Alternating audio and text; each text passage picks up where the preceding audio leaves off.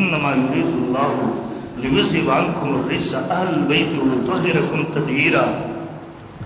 دا الله دیو ته اعزاز ورکړی دی اهل البيت چې د دیو عظمت د دیو پاکي د دیو د زړونو صفایي الله قرآن مجید کې بیان کړی ده او تر قیامت پورې هغه بیانېږي د اهل بیت او د عظمت دپاره د هغوی د فضیلت دپاره دا عمر کافي.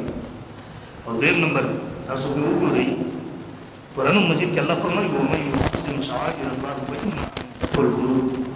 چا چې د شاعر الله تعظیم وکړو نو دا خبره د زړونو تر تقوا سره حاصلېږي. یعنی او امام نووي رحمه الله فرمایي د اهل بیت محبت دا د شاعر الله نه دی. چا چې د دیو سره محبت وکړو د شاعر الله احترام وکړو. چا چې د دیو سره احترام د دیو احترام یې ونه کړو محبت یې ورسره ونه کړو د شاعر الله احترام ونه کړو نو څوک د شاعر الله احترام نه کوي خو اسلام نه اوس. او دریم نمبر ته یو حدیث کې راځي بهترین